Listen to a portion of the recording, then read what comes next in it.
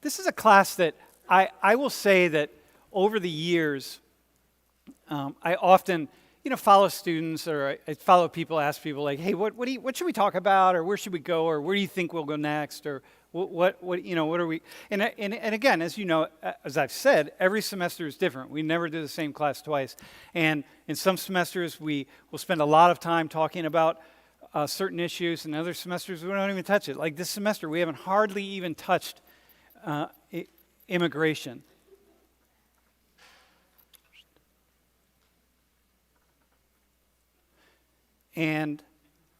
But there was one semester when I think we did 4 classes on immigration. It just is kind of how things go, right?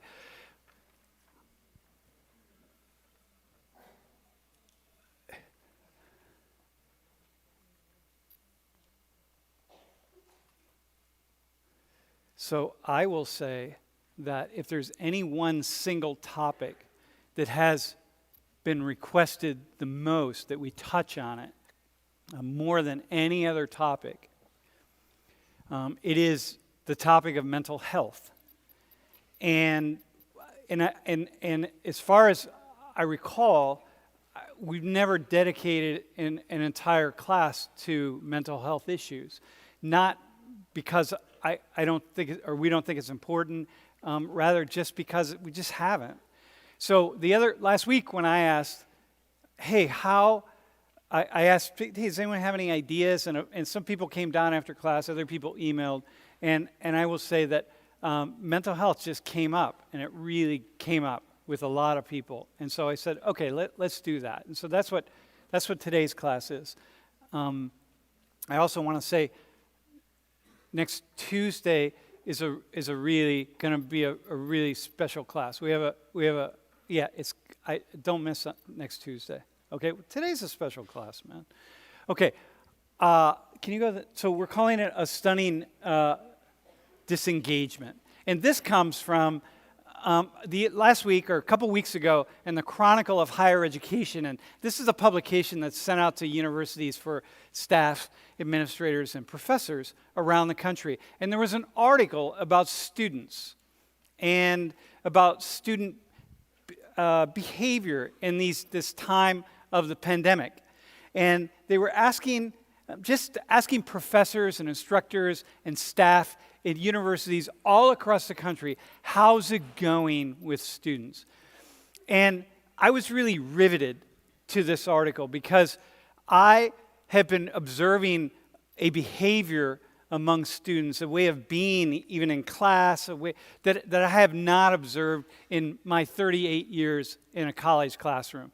Just experiencing some things. Oh man, something's different. And I haven't really taken the time to speak with a lot of my colleagues about it. But I know, because I've been, I know, like for example, in this room, I've been teaching in this room for 20 years. I know behavior. I can predict the class GPA down to the 0.5 percentage point. I can predict your behavior. I know exactly how it is. These past 4 semesters, I'm at a complete loss. And there's something happening. And I'm talking to a lot of students, and I'm feeling it, and I'm watching it. And so one of the summary statements of this article, having spoken with instructors and staff and counselors all across the country at different universities, is that there's a stunning level of fear and disengagement among students. And I just feel like we need to talk about that. And I would like to talk about that. So if you, there's a lot of stuff that's happening. You have, and I just want to really bring this home and talk about the seriousness of this, right? You have listen, y'all, when the pandemic started, I will tell you, I am a human being. I'm always looking at the bright side. If someone's going to talk about the glass is half full, I'm like, come on, man, but you got to look at the half that's still in the glass. Or it's half, they talk about it as half empty, and I'm like, no, it's half full. Kind of stuff. I'm always looking at the optimism. I'm optimistic. And in almost every single aspect of my life, at the beginning of this pandemic, I was in a state of shock, despair, and holy shit. It was a holy shit that just every breath I took, everything I did was like, oh my God, this is it. And this pandemic, could have been so much worse. And because I study crowd behaviors and I study at different levels public health and I study these things, I really had a deep understanding of where this thing could go. And as a result of that, I felt feelings and had things going on with me that I had never experienced before. At that point in time, I had 59 years to prepare for that. You all don't. Like, I have 59 years. Like, this is serious. And you have climate collapse, which the conversations about climate collapse are ramping up. And if you're paying attention at all, if you're paying, you can write this off as like, well, but maybe this isn't happening, or maybe like they're all making up. Like, dudes, this is, oh my God. So that's coming at you. You're in the beginning of your lives, right? You're getting ready to graduate. You want to go out and take on the world, make a world for yourself, and you got all these people around, scientists and adults, who are saying this is the end of life as we know it, y'all. Like, come on. It's like, how do you hold that? I'm really near the end of my life, and so I can just kind of walk out, but oh my God, and then you have the economic uncertainty that we're in, and all these things, social media, like you grow up with these, everywhere you turn, you see the images of everybody leading the good life, the people that are happy, because people only show the happy side on social media. So you see everything is good, everything is great. This person just got a job where they're doing their side hustle and they're making $12,000 a month. It's like everything. What a beatdown. What an emotional, psychological beatdown. And then you have social and political divisions. We had an attack on the Capitol building. It was the first attempted insurrection in the history of the United States. Like, oh my God, like this is real. And then you have conflict and war, and talking about Ukraine and what's going on, and then the nuclear threat that comes up with this war. It's like, y'all got, this is heavy. So like, the fact that we're not talking about this more, or if you're not talking, and well, I know you're not, because I've seen the data from just recently about who you talk to and how you deal with this, and I see that you're largely not talking about it. You're talking with your friends, and your friends don't know any more than you do. And so, you're trying to like figure this thing out and figure out how to navigate these waters. And we can be in a place of denial about it, but denial still stays in our bodies. Be in denial, but it's here. It's locked in, and it's real. Like when you're under stress and you can pretend you're not, but you're under stress. So it's like when you have high blood pressure. It's the silent killer that you don't know, but it's like every day it's taking you down. And so no wonder, and it's striking that we're not talking about this. And in fact, when I look at that list of things and I think, oh man. So go to the next one. So in late spring, so a year ago, 65% of college students reporting having only fair or poor mental health. So that's kind of where, but you don't talk about that, right? It's kind of like social media. Like we're not assessing the data. There's this idea in sociology that's really critical, it's the difference between personal troubles and public issues. And the personal troubles are the way I personally experience something, like the pandemic, because I can only know the way I experience it. But the public issue is what sociology teaches us, that how I'm experiencing it is how other people are experiencing it. So if I really want to understand this, I have to look out into the world and see how everybody else is having the very similar experience as I am. And that helps us really, take deep breaths and work our way through things. And, I talked about this a little bit earlier in the semester, and I don't want to go into it, but So this is where we're at. This is not normal, y'all, right? What's really important is this is not effing normal. So 5 years ago, this was not happening. 10 years ago, this isn't it. You're in a really, really unique cohort of people. So it's something for us to have a conversation about. All right. Here's this other thing. The World Health Organization just put these data out recently that 25% of human beings on the planet are experiencing deep anxiety and panic. And I'm surprised it's only 25%. But so this is not just here in this country. It's everywhere. Okay. So all right. Final thing. So my father-in-law just sent that photo the other day. Man, like in Reddit, there's a Reddit community called Old School Cool. So I'm going to start one Old School Uncool. But that's my wife and I. And that's shortly after we met. And it's intense, isn't it? Look at the hair, man. Look at the glasses. Like my glasses couldn't be any larger. But what I want to say to you,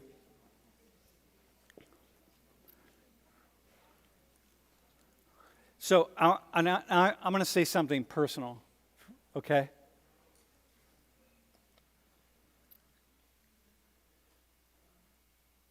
So when that photo was taken, I was 26 years old.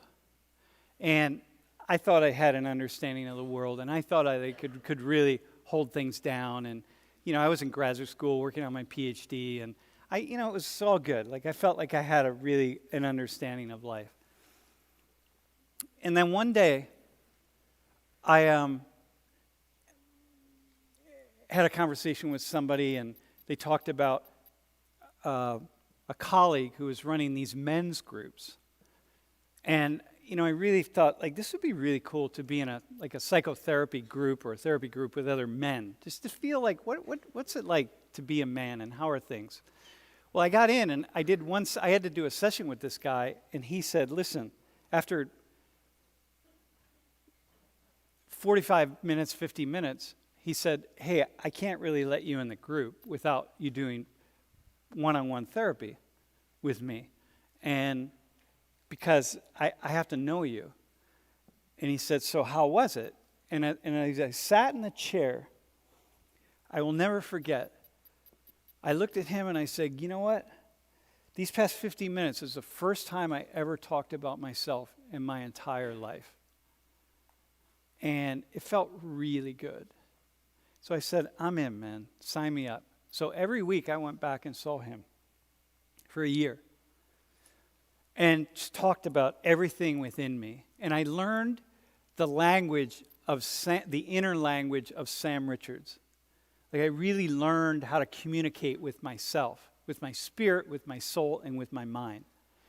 And I learned for the first time that I was incredibly complex, and I had lots of feelings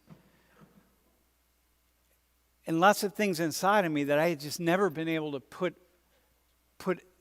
words to. And then later, Lori and I, the only reason we're still together is because we went into couples therapy together, and that's actually where we got married, was in a therapist's office, because that's where their two spirits that we were able to speak to each other in a really pure way. And we wedded there, right? So it was just a beautiful, the therapist who we saw actually spoke at the wedding that we had. And then over the years, I periodically go back for tune-ups in therapy, just having a conversation with someone, because therapy is like when you sit in front of someone and they ask you really good questions that you can't ask yourself, okay? And here's the reason I'm telling you this. As I've gone through life in these past probably 10 or 15 years in particular, as I'm aging and I'm now approaching the end, and it's really different when you approach the end. Like, something about going over the age of 60, like, things change. Because I've always, my dad died. Actually, my dad died 52 years ago today, when I was 9. And I, since that time, have just carried things with me, and I've been really resilient and so on. But what I've experienced over these years, if I did not have the understanding of myself that I received in this process of therapy and talking to people, I could never be standing here today. I would have had places, and I know exactly where I would have fallen apart, where my mind, I couldn't have done it. I could not have done it. And life is incredibly difficult when you're not able to have a conversation with yourself. And it gets harder as you age. I'm going to tell you that. It gets much more difficult as you age. And if you really, at this age, understood how difficult it can be, trust me, any little thing you're working on, you're struggling with right now, you'd try to work it out, because like it just gets amplified and more difficult and more problematic. That's my PSA for today, but that's not where we're going to go. So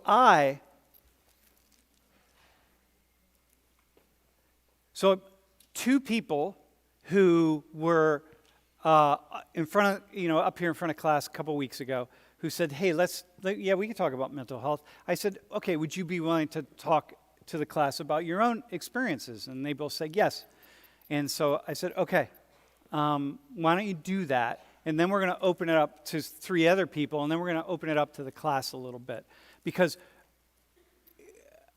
it feels like that's part of what this class is, right? It's making better humans. It's what we're trying to do here. So and in particular, we're going to make links to some mental health in other countries. So anyway, so you can sit on the desk if you want. So I'll let you introduce yourselves. So Kendall, you can start. Just push that up. Hi, my name is Kendall. I'm a sophomore. I'm from Phoenixville, Pennsylvania, and I'm a bio-pre-med major. Wait, where are you from, Pennsylvania? Phoenixville. Phoenixville? Yeah. I think I know Phoenixville. It's like near King of Prussia. Yeah. My cousin used to live in Phoenixville. Okay. Got it. Will. Hi, I'm Will. I'm from Havertown, Pennsylvania. I'm a sophomore and I'm a psych major. Psych and sophomore. So Kendall. So Kendall and Will. Yeah? So Kendall, why don't we start? I'm going to start with you. Right? Hey, by the way, I want to say thanks for being willing to talk, because there are a lot of people in this class who I know would come and sit up here, but you are 2 representatives, okay? So if you had to say in like 2 to 3 sentences, Kendall, what constitutes your personal struggle with mental health? Like what would you say? I struggle with anxiety and like overthinking things, and I'm very much a people pleaser. And it's just always something that I've struggled with ever since I was younger, and I think it like started in my childhood. So what's your earliest memory, do you think? I had extremely bad separation anxiety from my mom because I was raised by a single parent, and her like leaving me like to do work, like she would go on work trips, and her leaving me would make me think that she was like leaving, and I was like extremely uncomfortable, and it was scary. So when did you have the idea that when did you first have the idea, or when did you have the idea that you were actually dealing with a mental health issue and not something else? Me personally, or just you? I think at a very young age, when like I saw it in my father, and then I would have trust issues, and then separation anxiety with my mom, and like I would have like these panic attacks at like in 2nd grade because of how like stressed out, and I couldn't express what I was feeling at like a young age because I didn't understand. Yeah. And who'd you speak with? Like I had a therapist. Starting at what age? Like 2nd or 3rd grade. Really? Yeah. And how'd you get information? Like do you remember, like how did information come to you, or how was it explained to you? Like how did I get the therapist? Well, I was recommended to go to the guidance counselor, and like she was like, Kendall, like I think you need to go to someone more qualified to like, and more often, like I can't be your sole source of advisement. Like I think you need to go someone outside of school. And she suggested this woman who like lived in my area, so I would just go to her house. So, okay, so let me ask you this then, right? So how alienated from others did you feel as you started going through this? Like how was that? I felt very different, and I didn't like it, so I didn't talk about it because I was the only one. My parents got divorced when I was 5 years old, Uh-huh. and I was the only one at that time, honestly, until I was in 7th grade, who had divorced parents Uh-huh. and struggled with like, because it was like not a good divorce, and like struggled with the effects of that, Mhm. and no one else had that same situation, so it was hard for me to, or hard for other people to understand where I was coming from. Uh-huh.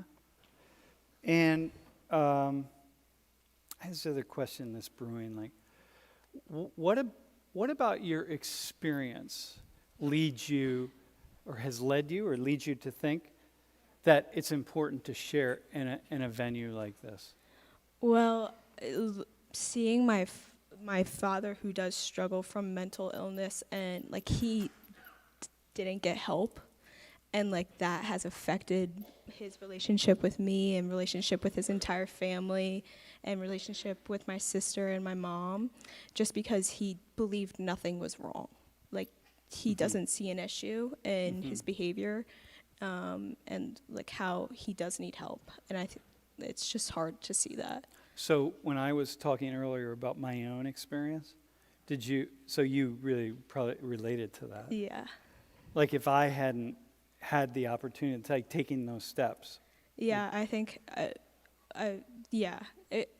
As I get older, it's easier and easier to talk about, Yeah. because I would hold it in so much that I would just become such a burden to bear, Yeah. and I would just break under the pressure of everything that I was experiencing, like my thoughts. I didn't understand what, at such a young age, like everything that I was being fed about him, and like that. It's hard for a little kid to understand. Uh-huh. But now, because I was able to go to therapy at such a young age, I'm like, it shows me how important it is to talk about it and get it out, because it's unhealthy to hold it in. Yeah, for sure. So, I mean, definitely. So I have a thought. One thing I've experienced over the past probably 10 years teaching at a university is that I'm just really struck by the growing numbers of students of mine who experience different levels of anxiety. Do you have, like with your friends, do you take account of that, or do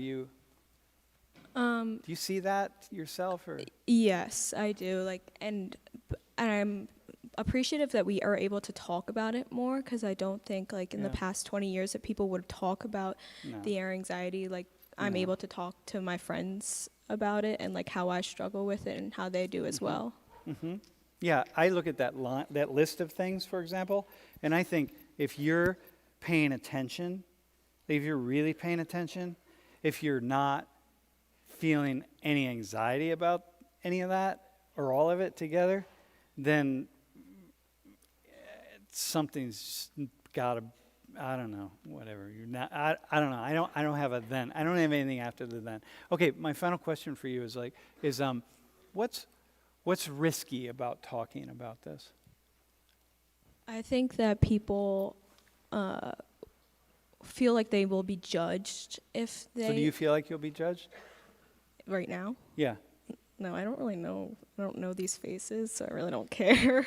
So you don't care. No. And But- also, like, I've talked about it enough, Yeah. because it is such a big part of my life, that Mhm. I feel like I should advocate for it. Uh-huh. Yeah, like I won't see these people again, so Yeah. I won't. Yeah. Yeah. No, I really I appreciate it. I mean, I just feel like I can't tell you how many people feel deep levels of different dimensions of anxiety. It's such deep levels that don't ever talk about it, you know. And I'm like, it's blown away. It blows me away. Will, so thanks. Will, question for you. If you had to say in 2 to 3 sentences what constitutes your personal struggle, what would it be? What would you say? Your struggle with mental health. Yeah. So I'm major depressive and generalized anxiety. I just overthink everything. I have like this guilt complex where like the slightest things I could do, I feel extremely guilty for it, and then that's what leads me to be depressed and like suicidal. Yeah. Yeah. And you are, and when did you realize you're dealing with something that's mental health related as opposed to something else? I first realized, like, I kind of realized when I was in 7th grade because I had like this extreme anxiety of like talking in front of people. Mm-hmm. And it's like funny now I'm doing this, but I like worked on that and I just thought it was like just like normal stress. Uh-huh. But then when like I truly realized that like what I was feeling wasn't considered like normal was when I was 15, and I like saw myself as like I wasn't being myself, like I wasn't staying true and authentic to myself. Mm-hmm. And that scared me because I was like, what is the point if I'm just living this life that it's not real, it's not authentic, this isn't who I am. And then like my one friend's mom passed away, and we were like childhood friends, like we weren't like super close. But I was like just questioning everything. I'm like, why did like a good person like her deserve to die? And I feel like I'm like this bad person. Like I just viewed myself as this bad person. So that's when it all started. And then I just got super depressed. And I just thought about like not wanting to be here. Like I wasn't suicidal yet, but I just like thought about like just disappearing. And I finally like, my parents like, you need to like go see someone. So they sent me to like my family therapist. And she's like, yeah, you're depressed. And I was like took back by it. I was like, I didn't think that would ever happen to me. Uh-huh. Yeah. So nobody ever does, right? I mean, that's kind of the thing. So this person, this therapist, was the first person you really engaged with. Yeah. To this day, like, if I never like went to go see my therapist, like, I probably would have killed myself by the age of 16 because I just had so many pent-up emotions inside my body, and I felt extremely alone, and I thought I was the only person in the world feeling what I was feeling. Uh-huh. And I took that anger out on myself, and I'd hurt myself because I wasn't feeling anything. I'd either just feel complete sadness or absolutely nothing, which was scary. So I just didn't feel like it was really worth living for. Yo, how is it, dude? It's huge. It's really big for you to say this. It's so. It takes a lot. How is it to say these words? So I like hid it from everyone for the longest time. Like I didn't want anyone to know about it. I was very ashamed of it, like this guilt stuff. I didn't want to be putting myself on other people. I felt like a burden. But I remember like I told like 2 of my best friends. One of them's actually in this class actually, but I told them, and it felt like some sigh of relief that I was able to like say like, hey, like this is what I'm going through. But I still like kept it very small circle type thing. I didn't want like people to know. Like when I like cut myself, like people were like, that's an attention seeking thing. Like not at all. Like I literally was like, I wear wristbands because like I don't want people to know. Like that's just my internal struggle. So like I hid that for the longest time and like so on. But today, like I like openly talk about it on social media, because not for myself.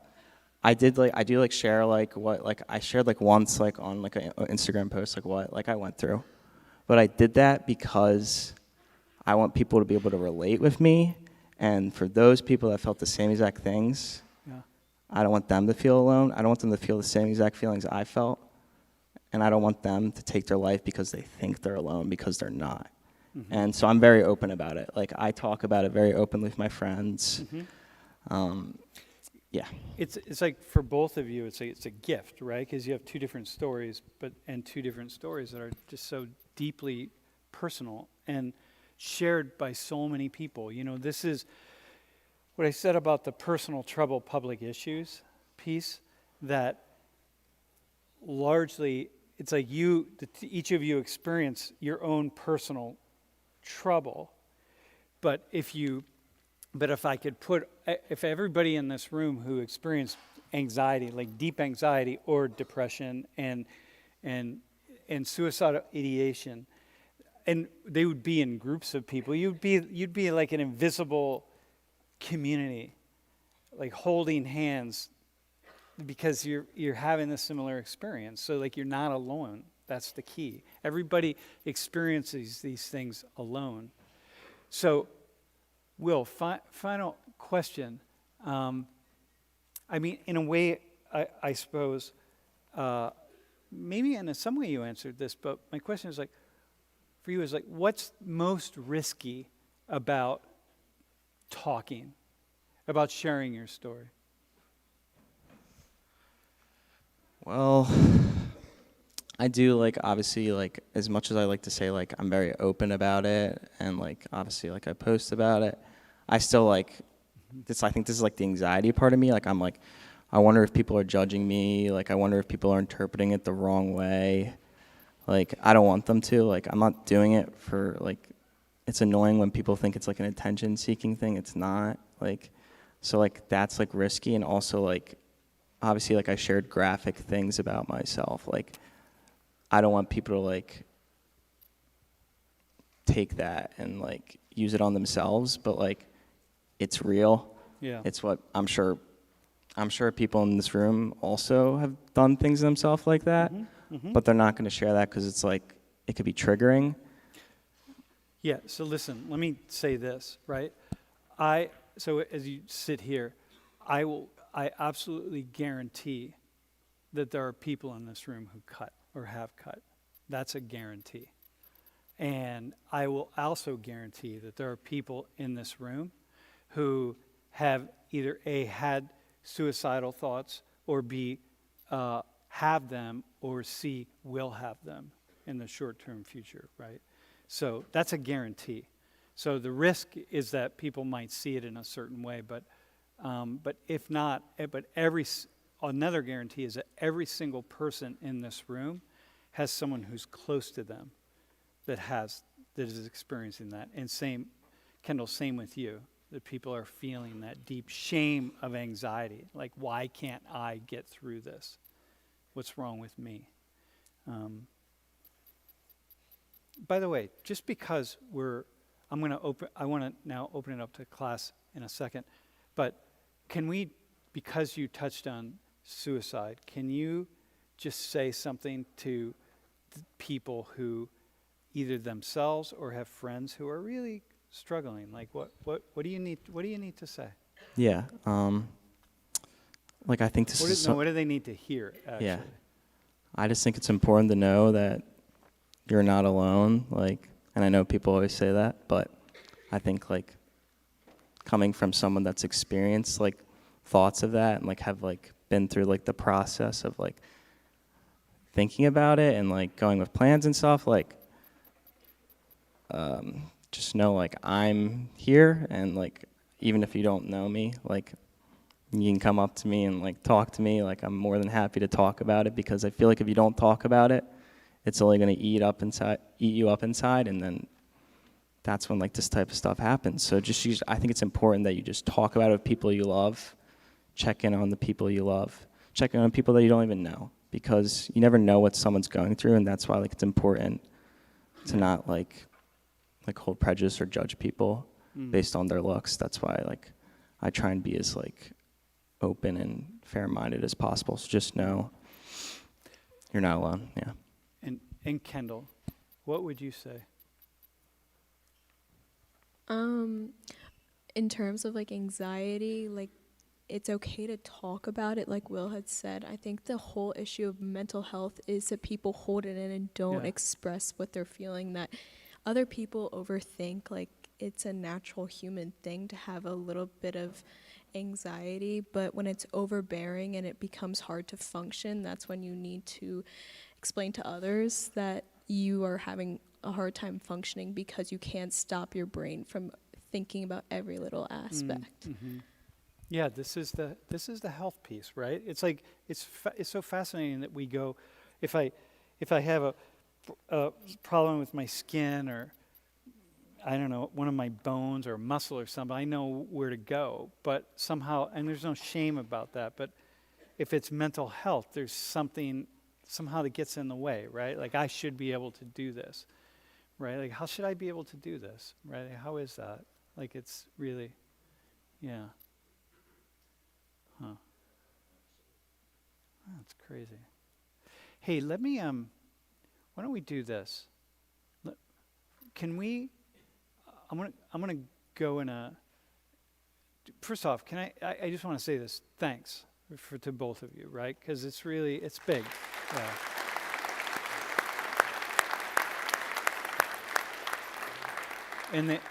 Yeah. And your words and your message are really, it's just important, man. It's so important. It's so valuable. And again, I'm speaking as a sociologist. I know what percentage of people in this room experience X, Y, and Z because this is a cross sample of the population. So that's why I know it's so powerful and valuable. All right. Thanks, man. Thanks. Yeah, thanks. Yeah. You can have a seat. Maybe I'll call you. We'll have you back up, actually. Yeah, thank you. I appreciate it. Hey, can you?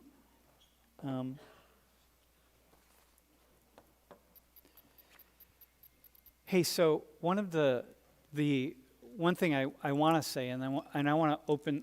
I'm going to come back to this in a few minutes after our next conversation. But so some of the, and I in particular want to talk to people on the stream who are watching from a different country.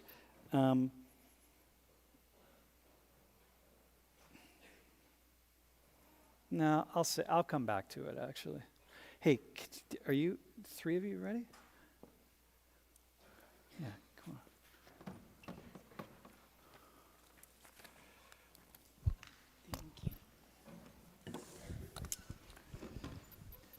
Do you want to sit on the table? Is that good? You want to sit? All right, no. Just push the piece out. Hey, so I want to. So say your names and where you're from.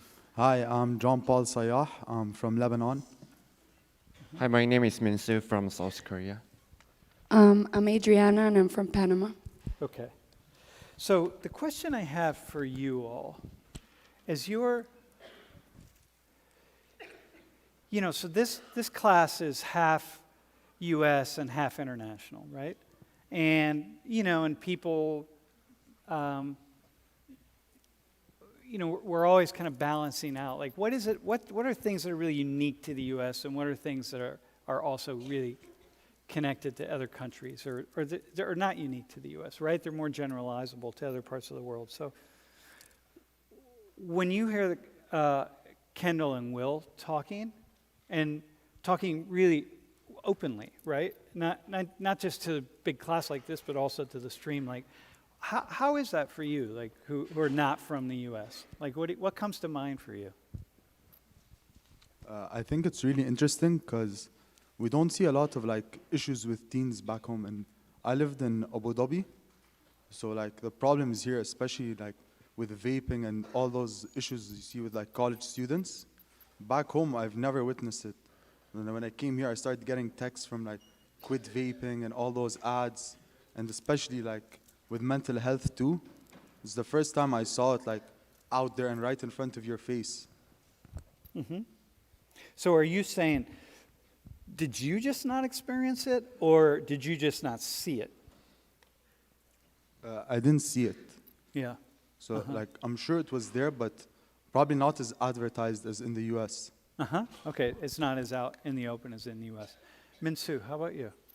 How are things in Korea? Like, what would you say? Or how? No, actually, the question is, how is it for you to listen to them? I think it is pretty similar to the actions in Korea. I mean, like, we are like college students, and I think every country's college student would suffer from those mental issues. And for me, especially in Korea, where health is a serious problem in our society. Mental health? Yeah, I mean, not only for the mental health, but for all other kinds of Yeah. healths. So I think I'm used to hear those stuffs in way back in Korea. Yeah, I mean, you know, for me, I think about what Kendall, you know, both Kendall and Will, I think about anxiety in Korea, especially anxiety for students starting in grade school, right? Think about suicidal ideation. I mean, this is really serious. Yeah, I mean, in South Korea, suicide problem is really a serious like social issue, and especially not the college students, but for the like high school students and middle school students, they're really suffering from the like whether to suicide or not. And it is because that for me, I think South Korea is pretty much education country. So many parents like force students to study hard and beat any other competitors and do something like that. So and like even they get a second place in like specific exam, their mother or father would say, "Why didn't you get the first place?" or something Yeah. like that. I mean, like this is not a common thing, but compared to the other countries, like Yeah. it is much serious problem in Korea. So that is the reason why many students like think about suicide. Okay, I'll come back to Korea in a second. Adriana, how about you? So I don't know how you guys did it. That's really proud because I suffer from anxiety too. In Panama, I'm such an ugly crier, so I don't want to cry.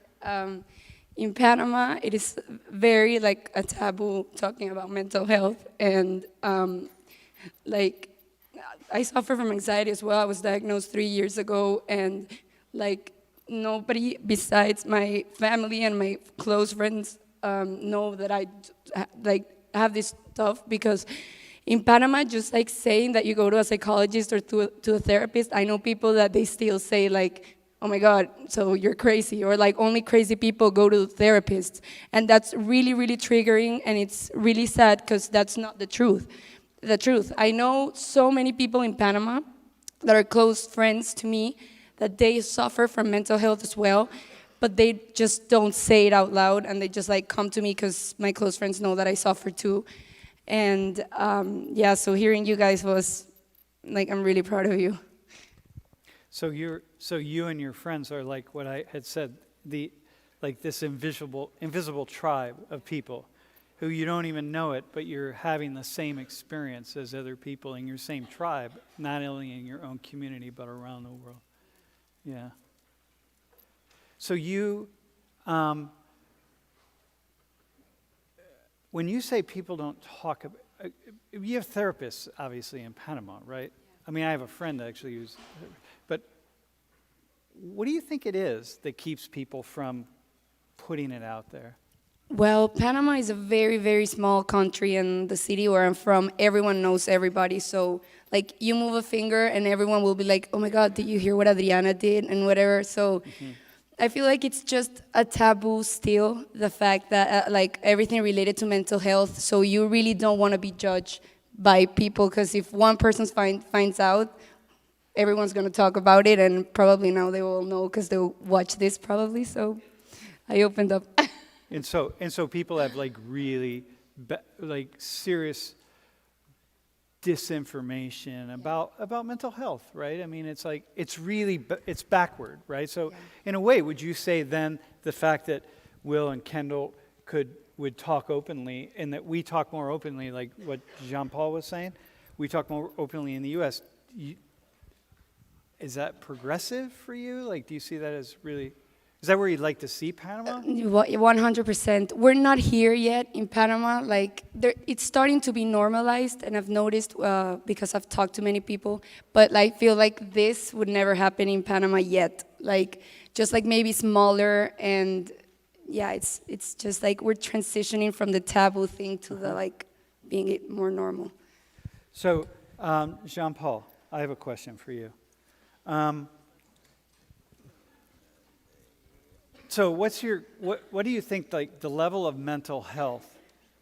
So you're Lebanese Christian, right? Which is Jean-Paul, right? You had like two names of the. You kind of said this, but I want to go a little further. Like, is it really that you're just not seeing it? Like you're just not seeing all the things. Like, people just aren't talking about it, but it's there. It's like behind closed doors. Like kind of what Adriana is saying. So it's all happening. It's behind closed doors. But there's nothing about Americans that's really more, well, whatever. I don't know. Just that. What are you not seeing? Like, what do you? Maybe that's what I want to ask you. Not seeing like in the UAE or in here. Yeah, in the UAE. Yeah. Like, So is it happening you're not seeing it? Like, how do you think about that at this point right now? I mean, in the UAE there is like psychiatrists and people you can talk to and everything.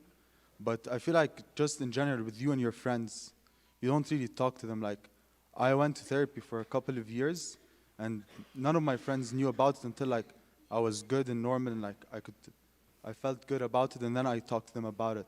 Then I found out that a couple of them actually went to therapy too. It's just more like private as opposed to being in public. So so you don't tell many people you were in therapy? No. Evidently. So that's big for you to say that. Yeah. Dude, I want to like give you props on that. Thank you. Yeah. And how was the experience? I mean, it was good. I found out like I had bipolarism, so it was a big like work in progress and still is, but it's not that bad anymore. So, see the two of you, right? So, bro, so this is what I was saying. Like when you look out over the classroom, so here you came up, you start talking, and you say, yeah, we don't really see it, this, that, and the other thing. We go through, and then we go back to you, and now you say this, which is so huge. It's so big for you to say that. And like, this is what I mean about this invisible tribe. We're all connected in this way, having these experiences, but we're not putting it out there. Yeah. Huh.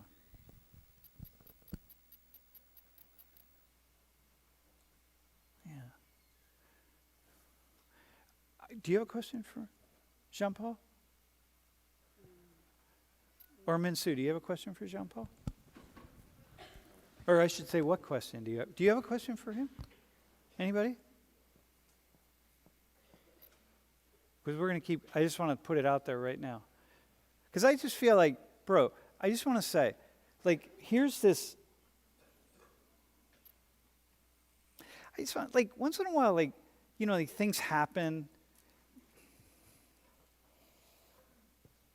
This class, in some ways, is such a magical space because people make it magical.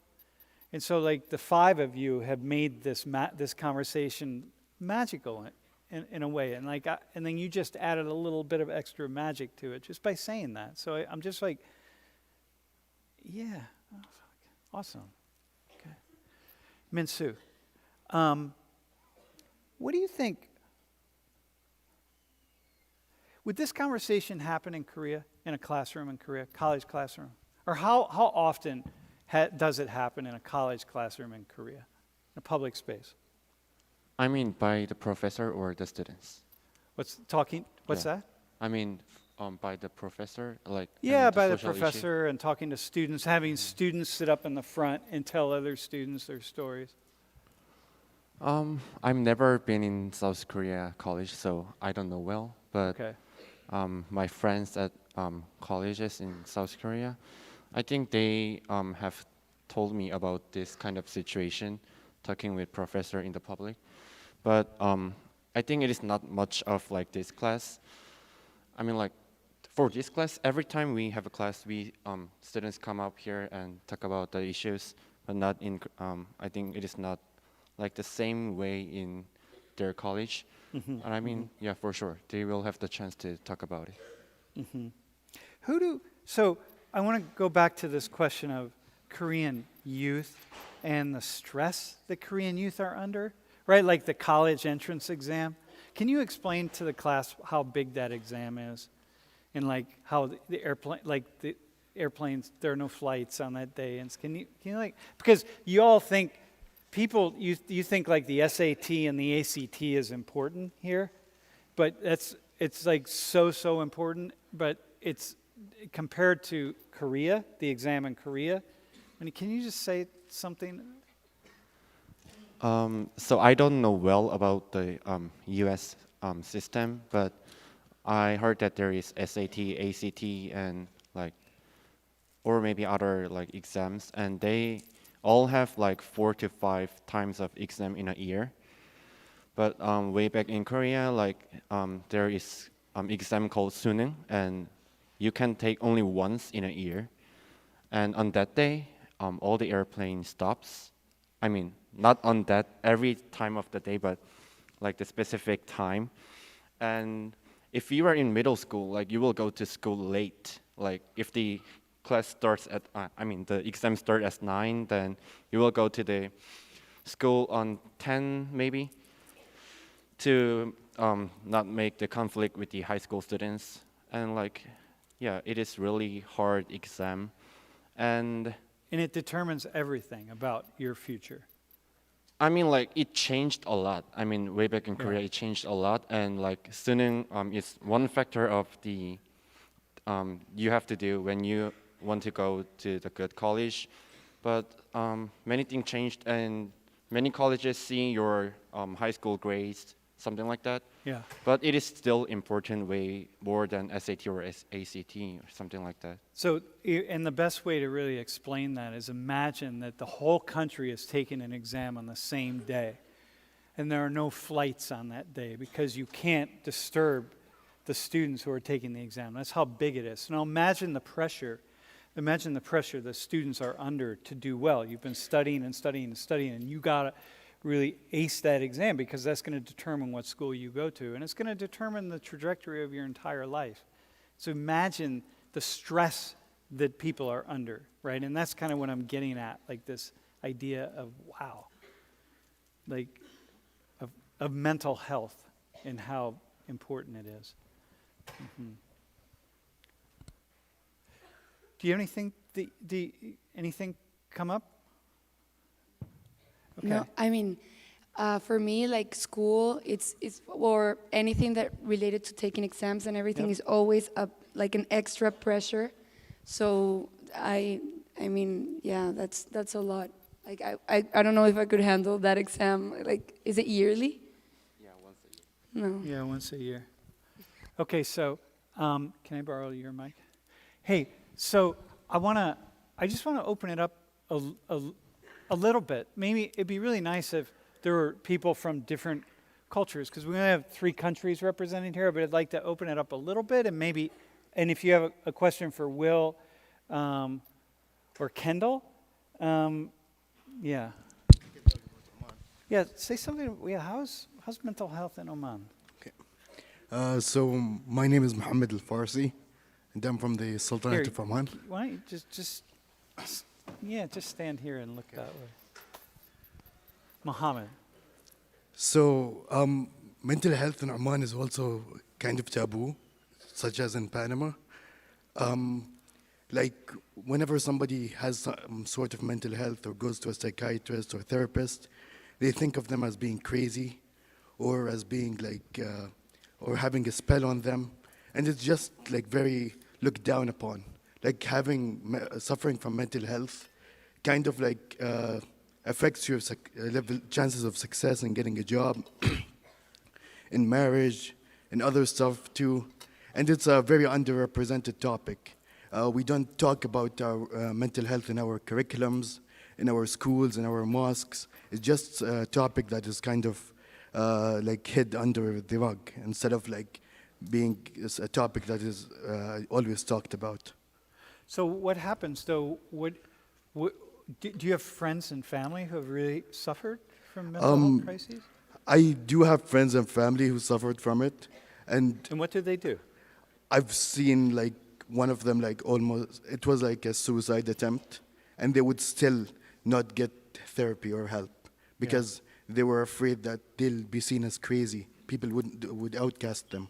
Like I've seen it reach that level, and they would just move on with their life. They would just like be busy with their lives, even though they struggle, even though like they have like been through traumatic experiences, they have suffered in their life, but they would still like deny it. So, Will, I want to ask you. So, when you think about having grown up in Oman, what? Yeah. Imagine growing up in Oman. Yeah, Like, I don't even have a question. Like, I just want you to comment on that. That's extremely difficult, and I don't think I'd be able to live like that. And Yeah, it's really tough. Yeah, it's hard. because not being able to talk about that, like, I don't know how people in your country, like the fact that like he tried to kill himself and like he like didn't get help for it afterwards, like it's scary. Because like the thing is, we do have institutions, we do have like Yeah. a psychiatrist office, like, and it's all like covered, it's free, and people would still not want to do it because of the way they perceive the public would view them. Yeah. Like right now, it's changing a little bit, but it's not there yet. Yeah. Yeah, it's intense. It's really intense. Yeah. Thanks, man. Thanks. Hey, somebody else. Like who do you have a question actually? All right, man. It's a question, but it's also kind of a statement. So my high school, there's a couple people from my high school in this room, so they know about this too probably. We had, I don't know if it's still the same statistic, but we had like the highest rate of suicide in our region, which I don't know what region means. It could be Pennsylvania, but I just know it was a lot. Like I don't remember the exact number, but there were like a lot of people. Like our school was pretty big, but there were a lot of people, like people knew them personally. Like I sat next to someone who ended up committing suicide. And it was like the way my school took it, like they were doing their best, but it was like, I felt it was the wrong direction. So they came up with this system where it was like, it was acronymed for like SAP. So it was like, if someone mentioned any sort of mental health anything, you were like, if anyone overheard you, you were like referred to SAP. So like if you just said you were stressed out, you could potentially be referred to SAP. So it became this thing where like you guys were saying, like taboo, where it's like it was their attempt to make it like, oh, you can talk about this, but everyone I know who went there had a horrible experience going and talking. And it also made it very much like, if you say anything, like we're gonna come after you and we're gonna ask you, like we're gonna basically force you to talk to us. So that plus movies, what I've noticed is like a sort of like a question for all of you guys. Like when I watch mental health representation in movies, I get very like PO'd because it's like, it's not good. It represents it like it's like a scary taboo thing to talk about. And again, like in America, it's probably more like more open, but I don't think that's everywhere. I also think like it is sort of the same thing where like it's used as an insult. Like I've been insulted by being like, oh, you're so crazy. You know what? You need to be in therapy. Like that's an insult I've received. Yeah. So it's not like when I see mental health representations in movies, I don't think they're good. Yeah. Do you have any response to that? Yeah, thanks. Thanks. Do you have a response? You have a response? No, you go ahead. I'd say that maybe in like movies it may be misrepresented, but like in social media in general, I feel like it's really a boost for mental health awareness. Like Kanye West, for example, we all know who he is, and like he's spoken out about his mental health issues and like all his problems. So I feel like it slowly is getting better. Mm-hmm. I also want to say that here at Penn State, you know, there's a way in which it's like the way some organizations try to shut down the conversation by saying if you even scratch a little bit of it, we have to go all the way, right? And that just shuts it down. But we don't do that at Penn State. And the other side is you can just put your toe in the water here. And so there are just some amazing resources here at the university, I do want to say. Hey, who would like to say? Yeah, hang on one second. Yeah, hang on one. Who would like to, maybe like different country in particular, like who could weigh in?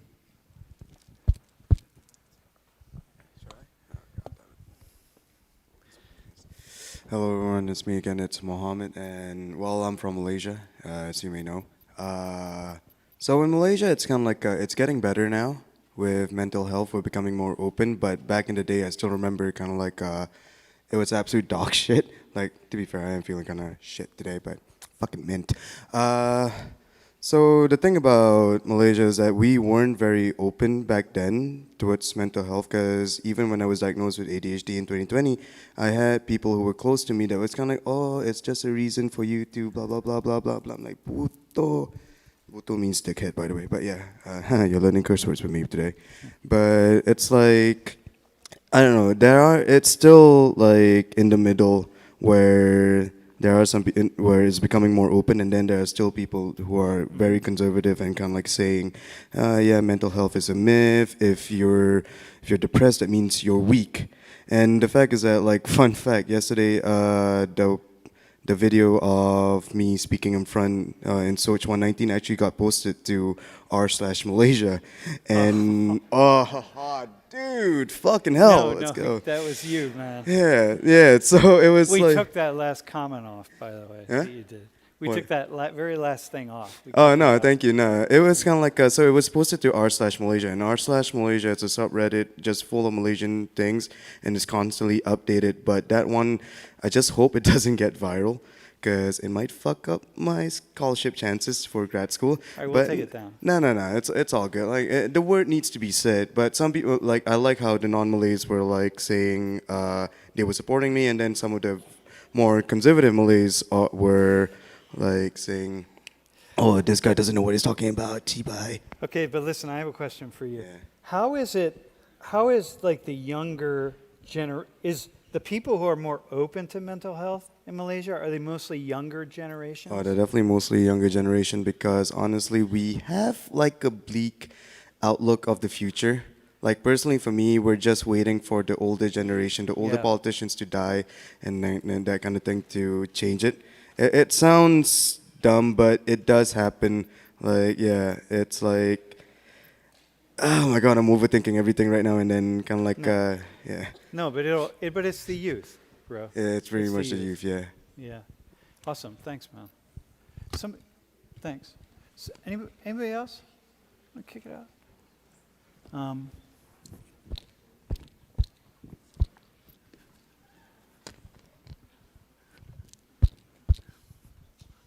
can have him ask it for you if you want. This might be take a little long because I know we have 5 minutes left, but kind of how Will was talking about when he first realized he was like struggling with mental health because it was taboo to talk about it in like your countries. I was wondering how you kind of realized if you were struggling with mental health when you guys kind of realized, oh, like, you know, it's kind of maybe not normal, or like I'm kind of struggling with something, and like who were you like kind of open to talk about to, or like how you kind of like experienced that process? Yeah, so Jean-Paul, let me ask you, like, who'd you first talk about? Who'd talk about about things with? Yeah. Just push it up. The first time I talked to a therapist was after I got in trouble in middle school. I actually got very emotional and I punched the teacher. So they suggested I go to a psychiatrist and talk to him. And from there, like, And then you had to talk to somebody. yeah. Yeah. And how about you? Who do you talk to? Who'd you first talk to? So I had like very strong separation anxiety as well, and I never slept over anyone's houses when I was little. So like I felt like I was just different, and I would just whatever. So my mom took me to a psychologist when I was like, I don't know, maybe around like 9, to talk about that, and then I saw how it was like more of a bigger problem, the separation anxiety that I had. God, it's so crazy, man. It's just like if I could take the microphone around the room and everyone would have everybody has a story, and yet we don't talk about it. You know, this is the thing, right? It's like we're all Omanis here, right? Like we don't, or Malays, like we're not talking about it, or Panamanians, right? It's all the same. Damn. Yeah. So I'm gonna kind of end things by saying the following. Hang on.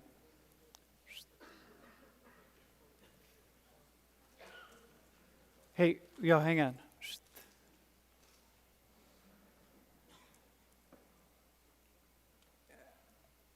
You know, the thing, it's for those of you who are athletes, you know that when you develop bad habits in your athletic style, like if you play basketball or you run or something, and whatever the sport is, and you develop a bad habit, the more you do it, the more it just becomes part of who you are, and the more that it takes you away from your ability to really be the best, to have your body work in the best way that it possibly can. The same is true with our mental habits, and that we're not and some of them we're in control of, and we need to go find out how to bring them in, how to really work with it. And others we're not fully in control of. And then we need to say, all right, how can I get more in control of this, right? Or how can I really figure this out in a way that I can be able to manage it? And the longer we go without doing that, the more difficult it is. Like a bad habit is really, really difficult to break. It's like addiction. Those of you who are addicts, deal with it now. And the longer you wait, the more problematic it is. So,